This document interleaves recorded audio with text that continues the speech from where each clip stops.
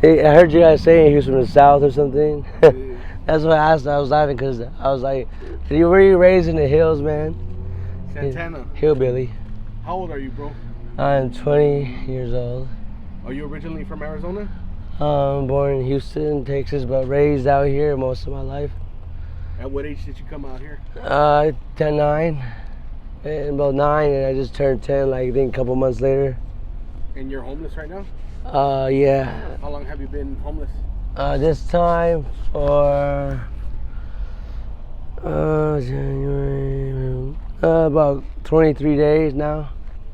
Is that the first time that you've ever been homeless? No, I've been homeless before, like twice before. Yeah. Yeah. From 14 was when I first became homeless. At 14? Yeah, for 2 years, so until I became 16. Well, not really at 16, because I was still going to school, you know.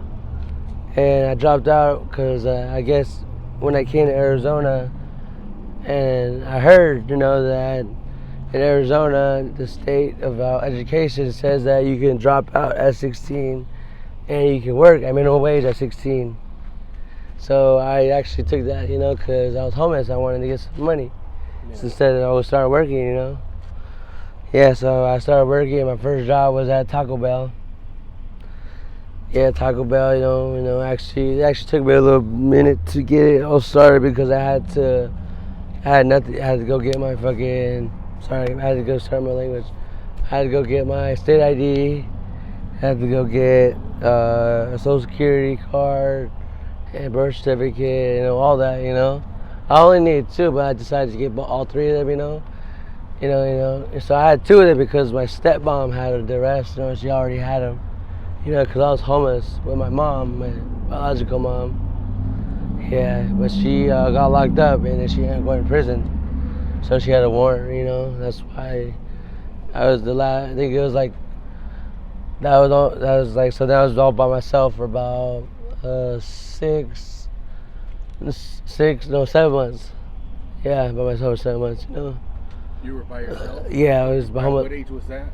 About 16. Yeah. But I already knew, you know, from what she told me and taught me, I was able to, you know, be able to survive. Where were you staying at when you were 14 and homeless? Huh? Where were you staying at when you were 14 and homeless? I was staying in the streets, you know, but I was able to be able to stay most of the time at friends' house, you know. Yeah. And friends that I still know now, you know, because they're real friends, you know, and they don't do drugs at all. Yeah. But it's because I went to school with them like most of the time. Because I went to Madison Park. I went to like really good gifted schools, you know, like Madison Park, Madison #1. I had a certificate to go to Brophy High School. You know, but I wasn't able to, so I was able to, you know, go to Career Success. Yeah. You know, I was only there for a little bit. That's where I dropped out at, you know, so I could start working. And I was living there, you know, and then sometimes I would live on the street, you know, have a blanket, but I learned know how to start a fire, stay warm, have a routine in the morning, you know. Like there's honestly a lot of people, or no, actually, yeah, a lot of people, you know, out here, they don't know, they always don't know how to, how do I say it, don't know how to begin the day, you know. Yeah. There's always a good routine you're supposed to have, you know. It's because a lot of people, I keep saying something, a lot of people just wake up, you know, their first mind is just to go get drugs, you know, go get high, go get drunk. You know, I mean, you know, I like to do drugs, you know, but that's not the first thing on my mind, you know.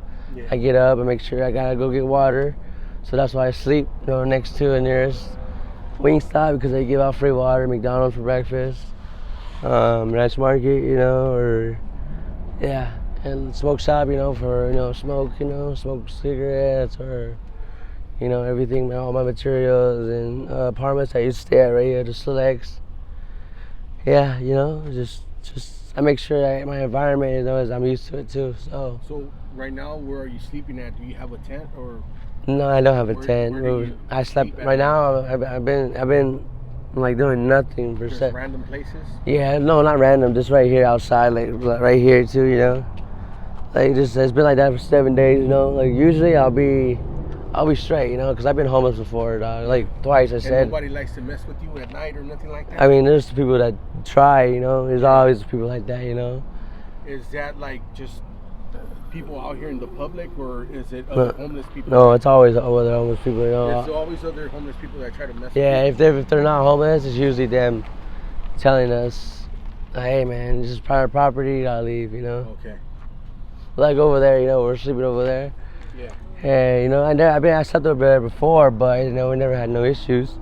Yeah. And so today, I think, you know, they actually got a security guard to enforce us, you know, to get off the what's it called, the property, you know, because it's a dentist, you know, it's obviously not, they're not trying to have us be around there, you know, because they, you know, assume that we're doing drugs, and there's kids around there too, because it's a kid dentist, you know, so I would understand that. Do you have any family out here? Do you have a dad, mom? No, no more. No? I don't associate my stepmom no more. She doesn't either. Okay. Yeah. Do you have any siblings? No, I did, you know, I have my older brother, my older sister, and then I had a best friend, you know, but she moved back to New York, you know. Yeah. Yeah. My mom, she died too, you know. Is she out, or is she still in prison? No, she was in prison and she got out, but she died. Oh, I'm sorry to hear Yeah, you know, so I have hepatitis C, you know, because she was addicted to heroin. Yeah. Yeah, so she's sharing needles and got hepatitis C, you know, which is bad, and it was the worst, you know, because she wasn't doing nothing about it, you know. Yeah. Yeah, I think because she was depressed. Your dad, did you ever meet him? My dad, I never knew my dad, you know. I knew of him, but, you know, he's in prison for life, you know, double homicide. Yeah. You know, he's in Texas prison now, so I never really talked to him, you know. Are you currently looking to get out of your situation? Yeah, I am, you know. Programs or anything like that? Yeah, I actually do have a program of mine. It's just I have to make sure I wait a little bit.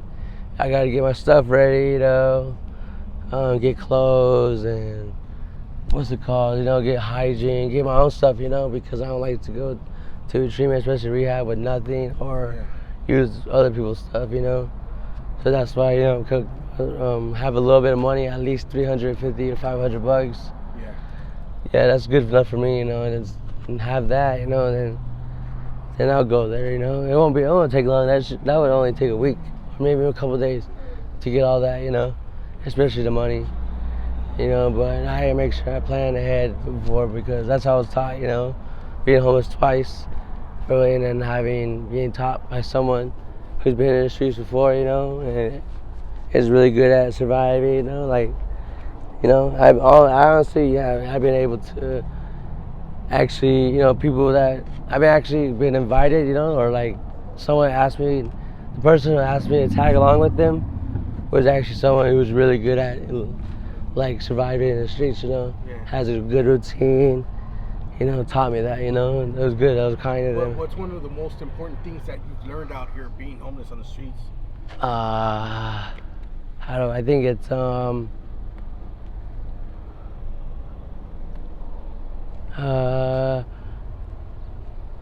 don't use too much of your heart. I mean, because I have a heart, you know. Yeah. And when you have a heart, man, you know how it is. You have a heart, I bet you have a heart, man. So when you feel bad for somebody, you know, yeah, it's just hard because, like I said, I have a heart. And when you have a heart and and someone knows that, or they can tell, or you do help them out, and they see that you're helping them out, you know, they can easily take advantage of that, man, and take your shit, you know, or take your shit, man, or take advantage of your stuff, or take advantage of you. Yup, I had it done twice to me. After that, no more, you know. Yup, it was like fucked up for everybody else, you know. People in the future who want to do the same thing, or you know, that are like, let's say if they were hungry. If they're hungry, then I'll buy them some to eat, you know. But if they were hurting from, you know, withdrawing, then I can't do nothing about it. I'm sorry, you know. Yeah. Because last time I did that, you know, I was doing that with somebody, you know, and then I actually was firing off myself, you know, or I was not paying attention, and then they took all the rest of my shit, you know. So I had nothing either, you know, and it was wasting money. Yep, so I had nothing. That money wasn't even for drugs. It was for food and like shit that I needed, you know. for probably motel, anything, you know. But you know, it's just how it is out here, man. You just gotta be careful. That's the most important thing. If you have a heart, just don't use it too much, you know. Yep. So keep your guard up. To the youngsters that may watch this interview, what kind of advice would you give them if they're thinking about running the streets or trying substances? First of all, don't try substances, especially blues. You know. Yeah, man. That's. I mean, I'm on it. I can't really say much, you know. But honestly, you know, I used to have an apartment, 2 apartments actually. Had one where I had it myself, 1 bedroom. I had a nice ass car, 2015 Camaro. I had money. I was working as an iron worker. Yeah, I was an iron worker for JD Steel. It's a company out here. It's the only company out here. You know. What were you making there? Making to start, if you don't know nothing, if you have no knowledge of it, 18. Yup, and then after a month. Were you going through like an apprenticeship or what? I was working for the union. Yeah, so you were an apprentice, right? Yeah, a journeyman. Oh, you were journeyed out already? Yeah, I was actually, they sent me to Houston, Idaho, and I was about to go to Nevada to help them build the Raider Stadium when it was being built, you know, the new Raider Stadium, but I wasn't able to, you know, because that week was horrible. And, you know, then drugs really got in the way, you know. I started doing drugs because I lost my car, you know, because, you know, a girl got involved, you know, I was helping her out, you know. And I felt bad for her, even though I was dating her, you know. But I guess she was getting kicked out of her spot. And something told me that I barely know this chick, you know, even that now, you know, even I don't care if it's a girl or a guy, I still can't trust him, you know. You know, so I was like, you know what, I barely know this chick. I only know her for a week, you know, but I can't. She has a car, so she'll be good, you know. But then I was like, shit. So anyways, I helped her out, you know, and had her stay at my place, you know, and one thing led to another, you know, and eventually, in the future, it got way worse. She became psychotic. She crashed my car, and everything was gone, you know. I lost all that slowly. It was hard to get to work. You know, some guy said G would help. I smoked G meth for the first time, but still I'll smoke it because I like the feeling, you know, and I'll stay up, be late, you know, and I'll be tired for work. Eventually it became a habit that I would miss work, you know. I'll miss work and I'll spend all my money on that shit. Yeah, you know, it was bad, you know, and I eventually lost my job. I got fired. Yeah, because I actually got caught. I got caught smoking on the job. Yeah, I got caught smoking on the job by one of the what's that called, Foreman? Yeah, foreman. Yeah.